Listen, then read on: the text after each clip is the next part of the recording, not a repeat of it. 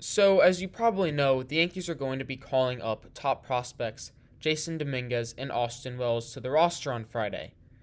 Now, everyone has talked about how good Jasson Dominguez is, the Martian, Yankees' top prospect, or how good Wells is, the left handed bat, catcher, all that stuff. But no one's asked the question of why did the Yankees do this?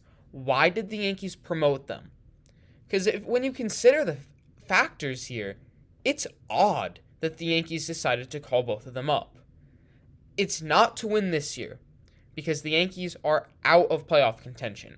I know, technically, if they win every single game for the rest of the season, they could be a wildcard team. But that's not happening. So it's not to win this year. And they were not on the 40-man roster. And they didn't have to be placed on the 40-man roster until the end of the season, which meant that there were actually incentives for the Yankees not to promote them to the team. Yeah, you heard me right. There are incentives for the Yankees to have kept them down in the minor leagues for the rest of the season. And that's what the Yankees would normally do. It's so odd if it's not to win this season and there are incentives to not promote them. Why? Why do it? And here's why I believe they decided to make this decision. To prep for 2024. The Yankees have a lot of faith in Jasson Dominguez and Austin Wells, and they want to make sure that they are adjusted to the team for 2024. Now, when you call up a prospect, it normally takes them a good bit to adjust. Even though Jasson Dominguez and Austin Wells are coming from the top level of the minor leagues, it can take a while to adjust. Think of Anthony Volpe. He was coming from the top level of the minor leagues. He was great in spring training, and yet it took him about 2 months to adjust and get comfortable defensively and for the bat to turn around. And since that adjustment, he has been great since then. I know some people will hate on Anthony Volpe because they wanted him to be the next Derek Jeter, but Anthony Volpe is amazing.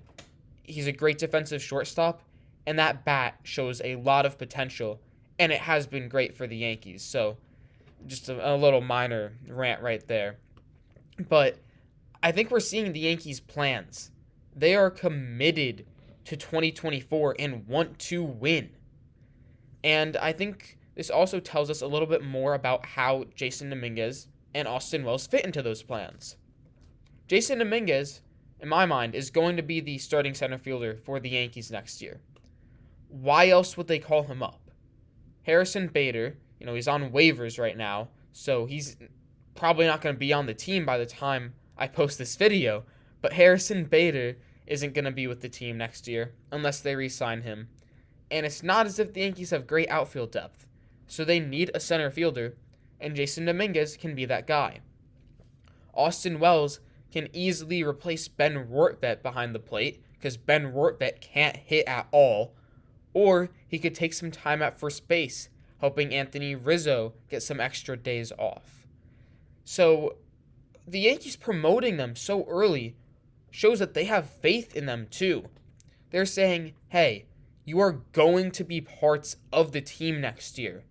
So let's get adjusted now. That way, if you do poorly for a month, it's hurting the team this season. And this season, it's out of the window. We're not winning right now. But we want you to be locked and ready for 2024. So I think the Yankees are fully committed to 2024 and want to win.